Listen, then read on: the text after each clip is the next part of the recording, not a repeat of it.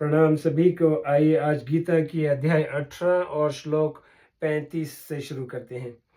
संबंध अब तामसी धृति के लक्षण बताते हैं।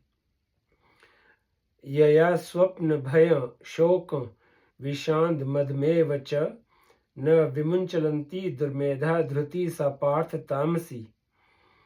हे पार्थ, धृष्ट बुद्धि वाला मनुष्य जिस धृति के द्वारा निद्रा, भय, चिंता, दुख और घमंड को भी नहीं छोड़ता, वह धृति तामसी है। व्याख्या: यया स्वप्न भय से लेके सा पार्थ तामसी।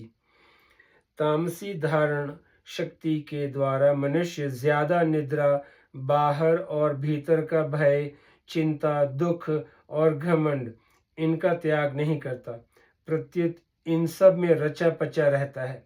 वह कभी ज्यादा नींद में पड़ा रहता है, कभी मृत्यु, बीमारी, अपयश, अपमान, स्वास्थ्य, धन आदि के भय से भयभीत होता रहता है।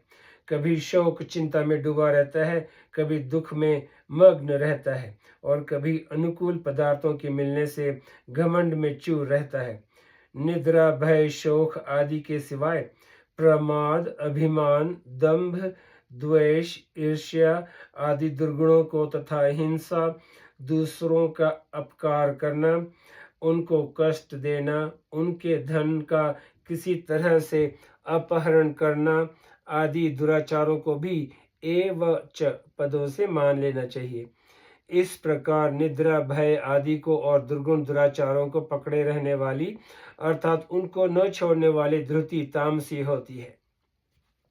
भगवान ने 33वें 34वें श्लोक में धार्यते पद से सात्विक और राजस मनुष्य के द्वारा क्रमश सात्विकी और राजसी धृति को धारण करने की बात कही है, परंतु यहाँ तामस मनुष्य के द्वारा तामसी धृति को धारण करने की बात नहीं कही। कारण यह है कि जिसकी बुद्धि बहुत ही दृष्टा है, जिसकी बुद्धि में अज्ञता, मूढ़ता भरी हुई है, ऐसा मलिन अंतकरण वाला तामस मनुष्य निद्रा, भय, शोक आदि भावों को छोड़ता ही नहीं, वह उनमें स्वाभाविक ही रचा पचा रहता है। सात्विकी, राजसी और तामसी इन तीनों धृतियों के वर्णन में राजसी और तामसी धृति में तो क्रमश फलाकांक्षी और दुर्मेधा पद से कर्ता का उल्लेख किया है, पर सात्विकी धृति में कर्ता का उल्लेख किया ही नहीं। इसका कारण यह है कि सात्विकी धृति में कर्ता निर्लिप्त रहता है, अर्थात उसमें कृतत्व का लेप नहीं होता, परंतु राजसी और तामसी धृति में कर्ता लिप्त होता है। विशेष बात, मानव शरीर विवेक प्रधान है। मनुष्य जो कुछ करता है उसे वह विचार पूर्वक ही करता है। वह ज्यों ही विचार पूर्वक काम करता है, त्यों ही विवेक ज्यादा स्पष्ट प्रकट होता है।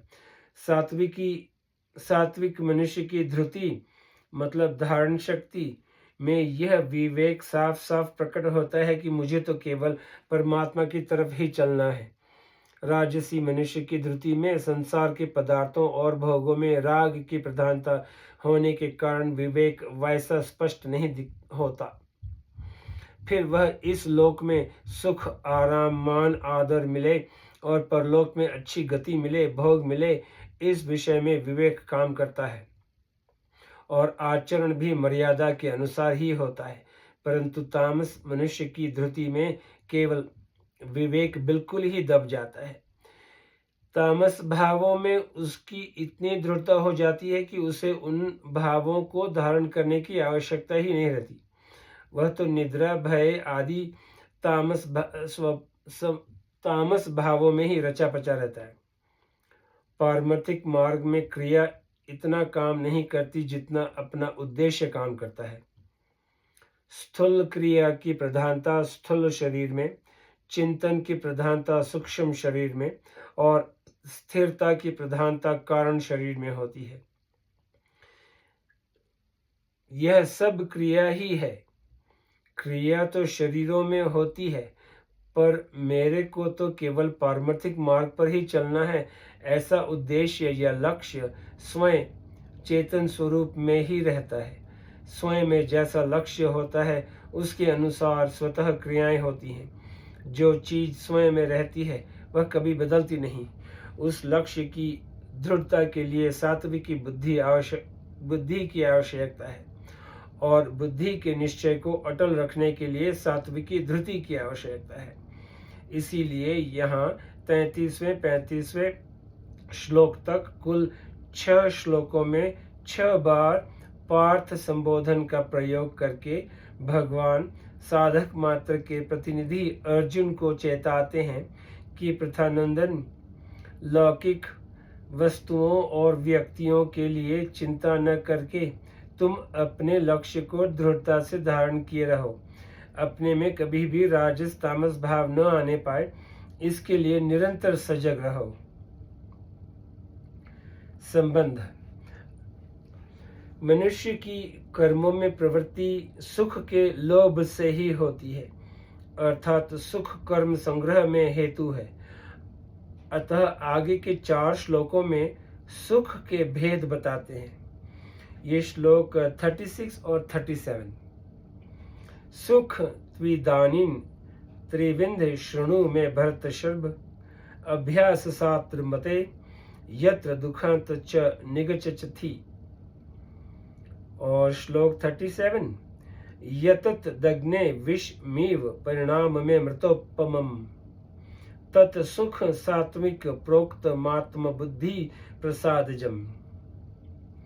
हे भरत वंशियों में श्रेष्ठ अर्जुन, अब 3 प्रकार के सुख को भी तुम मेरे से सुनो, जिसमें अभ्यास से रमण होता है और जिससे दुखों का अंत हो जाता है।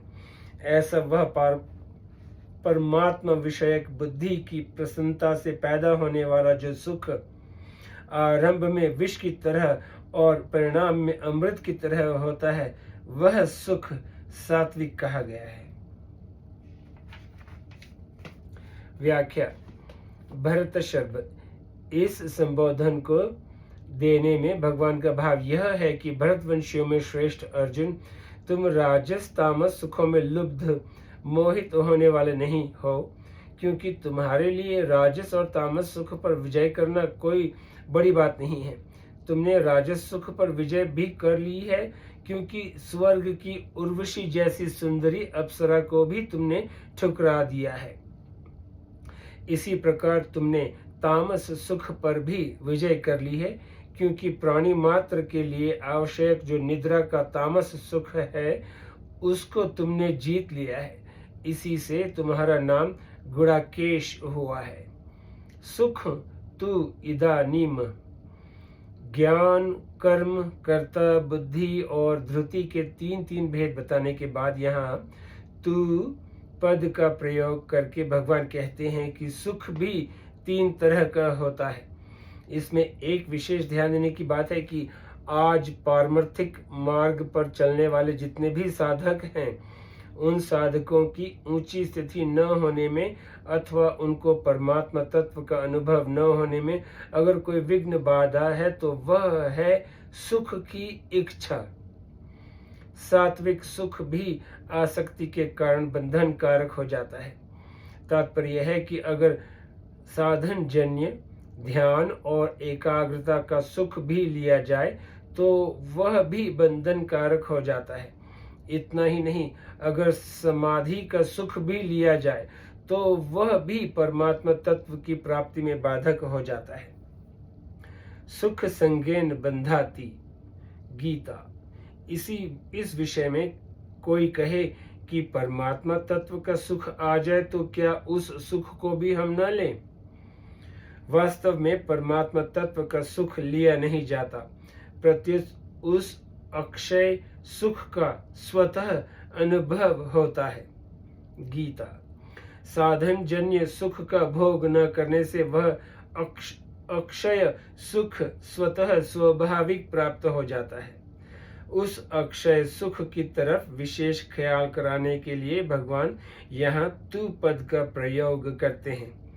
यहाँ इदानीम कहने का तात्पर्य है कि अर्जुन संन्यास और त्याग के तत्व को जानना चाहते हैं। अतः उनकी जिज्ञासा के उत्तर में भगवान ने त्याग, ज्ञान, कर्म, कर्ता, बुद्धि और धृति के 3-3 भेद बताए, परंतु इन सब में ध्येय तो सुख का ही रहता है। अतः भगवान कहते हैं कि तुम उसी ध्येय की सिद्धि के लिए सुख के भेद सुनो। त्रिविंध श्रृणु में लोग रात दिन राजस और तामस सुख में लगे रहते हैं और उसी को वास्तविक सुख मानते हैं। इस कारण सांसारिक भोगों से ऊंचा उठकर भी कोई सुख मिल सकता है, प्राणों के मोह से ऊंचा उठकर भी कोई सुख मिल सकता है, राजस और तामस सुख से आगे भी कोई सात्विक सुख है। वे इन बातों को समझ ही नहीं सकते। इसीलिए भगवान कहते हैं कि भैया वह सुख 3 प्रकार का होता है, उनको तुम सुनो और उनमें से सात्विक सुख को ग्रहण करो और राजस तामस सुखों का त्याग करो, कारण कि सात्विक सुख परमात्मा की प्राप्ति तरफ चलने में सहायता करने वाला है और राजस तामस सुख संसार में फंसा कर पतन करने वाले हैं। अभ्यासाद्रमते यत्र सात्विक सुख में अभ्यास से रमण होता है। साधारण मनुष्यों को अभ्यास के बिना इस सुख का अनुभव नहीं होता। राजस और तामस सुख में अभ्यास नहीं करना पड़ता, उसमें तो प्राणी मात्र का स्वतः स्वाभाविक आकर्षण होता है। राजस तामस सुख में इंद्रियों का विषयों की ओर, मन बुद्धि भोग संग्रह की ओर तथा थकावट होने पर निद्रा आदि की ओर स्वतः आकर्षण होता है। विषयजन्य, अभिमानजन्य, प्रशंसाजन्य और निद्राजन्य सुख सभी प्राणियों को स्वतः ही अच्छे लगते हैं। कुत्ते आदि जो नीच प्राणी हैं उनका भी आदर करते हैं तो वे राजी होते हैं और निरादर करते हैं तो नाराज हो जाते हैं, दुखी हो जाते हैं। तात्पर्य यह है कि राजस और तामस सुख में अभ्यास की जरूरत नहीं है, क्योंकि इस सुख को सभी प्राणी अन्य योनियों में भी लेते आए हैं। इस सात्विक सुख में अभ्यास क्या है? श्रवण मनन भी अभ्यास है, शास्त्रों को समझना भी अभ्यास है और राजसी तामसी वृत्तियों को हटाना भी अभ्यास है। जिस राजस और तामस सुख में प्राणी मात्र की स्वतः स्वाभाविक प्रवृत्ति हो रही है, उससे भिन्न नई प्रवृत्ति करने का नाम अभ्यास है। सात्विक सुख में अभ्यास करना तो आवश्यक है, पर रमण करना बाधक है। यह अभ्यासाद्रमते पद का यह भाव नहीं है कि सात्विक सुख का भोग किया जाए, प्रत्युत सात्विक सुख में अभ्यास से ही रुचि, प्रियता, प्रवृत्ति आदि के होने को ही यहाँ रमण करना कहा गया है। दुखांत च निगच्छति, उस सात्विक सुख में अभ्यास से जो ज्यों-ज्यों रुचि प्रियता बढ़ती जाती है, त्यों-त्यों परिणाम में दुखों का नाश होता जाता है और प्रसन्नता, सुख तथा आनंद बढ़ते जाते हैं। गीता। च अव्यय देने का तात्पर्य है कि जब तक सात्विक सुख में रमण होगा, अर्थात साधक सात्विक सुख लेता रहेगा, तब तक दुखों का अत्यंत अभाव नहीं होगा, कारण कि सात्विक सुख भी परमात्मा विषयक बुद्धि की प्रसन्नता से पैदा हुआ है। आत्म बुद्धि प्रसादजम, जो उत्पन्न होने वाला होता है वह जरूर नष्ट होता है। ऐसे सुख से दुखों का अंत कैसे होगा? इसीलिए सात्विक सुख में भी आसक्ति नहीं होनी चाहिए। सात्विक सुख से भी ऊंचा उठने से मनुष्य दुखों के अंत को प्राप्त हो जाता है, गुणातीत हो जाता है। आत्म बुद्धि प्रसादजम, जिस बुद्धि में सांसारिक मान, बड़ाई, आदर, धन संग्रह, विषयजन्य सुख आदि का महत्व नहीं रहता, केवल परमात्मा विषयक विचार ही रहता है, उस बुद्धि की प्रसन्नता, गीता अर्थात स्वच्छता से यह सात्विक सुख पैदा होता है। तात्पर्य है कि सांसारिक संयोग जन्य सुख से सर्वथा उपरत होकर परमात्मा में बुद्धि के विलीन हो जाने पर जो सुख होता है वह सुख सात्विक है। यतत दग्ने विषमिव, यहाँ यतत कहने का भाव यह है कि यत जो सात्विक सुख है तत् वह परोक्ष है, अर्थात उसका अभी अनुभव नहीं हुआ है। अभी तो उस सुख का केवल उद्देश्य बनाया गया है, जबकि राजस और तामस सुख का अभी अनुभव होता है।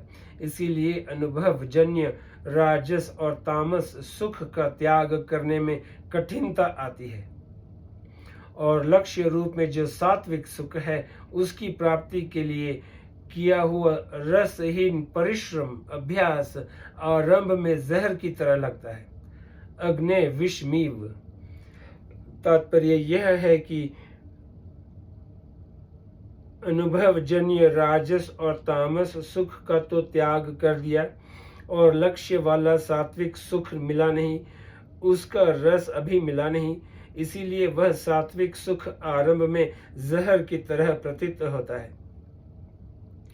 राजस और तामस सुख को अनेक योनियों में भोगते आए हैं और उसे इस जन्म में भी भोगा है। उस भोगे हुए सुख की स्मृति आने से राजस और तामस सुख में स्वाभाविक ही मन लग जाता है, परंतु सात्विक सुख उतना भोगा हुआ नहीं है, इसीलिए इसमें जल्दी मन नहीं लगता, कारण कि सात्विक सुख आरंभ में विष की तरह लगता है। वास्तव में सात्विक सुख विष की तरह नहीं है, प्रत्युत राजस और तामस सुख का त्याग विष की तरह होता है। जैसे बालक को खेल कूद छोड़कर पढ़ाई में लगाया जाए तो उसको पढ़ाई में कैदी की तरह होकर अभ्यास करना पड़ता है।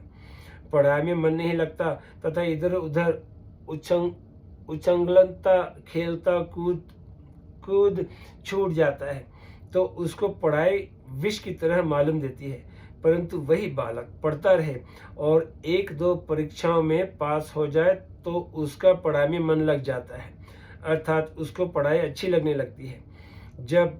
तब उसकी पढ़ाई के अभ्यास से रुचि प्रियता होने लगती है।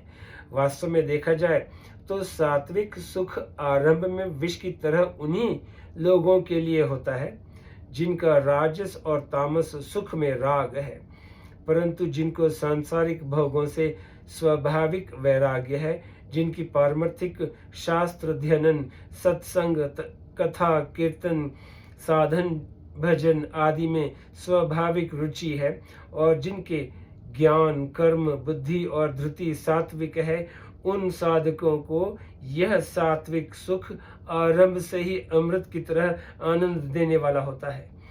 उनको इसमें कष्ट परिश्रम कठिनता आदि मालूम ही नहीं देते।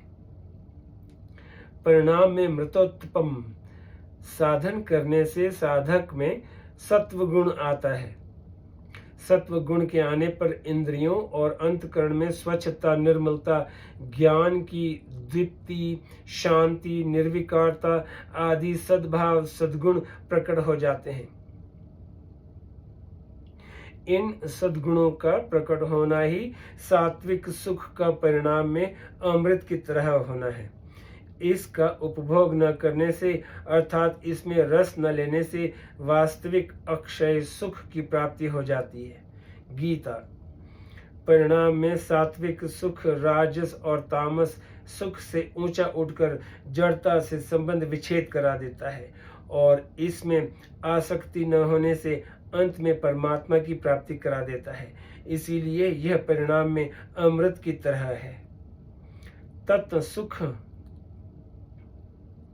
सात्विक प्रोक्तम सत्संग स्वाध्याय संकीर्तन जप ध्यान चिंतन आदि से जो सुख होता है वह मान बढ़ाई आराम रुपए भोग आदि विषय इंद्रिय संबंध का नहीं है और प्रमाद आलस्य निद्रा का भी नहीं है, वह तो परमात्मा के संबंध का है। इसीलिए वह सुख सात्विक कहा गया है। सात्विक राजस और तामस ये तीनों गुण अंतकरण में अमृत रूप से रहते हैं। इनका पता वृत्तियों से ही लगता है, जिसका वर्णन 14वें अध्याय में 11वें से 13वें श्लोक तक हुआ है। ये 2 श्लोक यहाँ पे खत्म हुए, 36 और 37। फिर कल श्लोक 38 से शुरू करेंगे। आपका बहुत बहुत शुक्रिया। नमस्ते।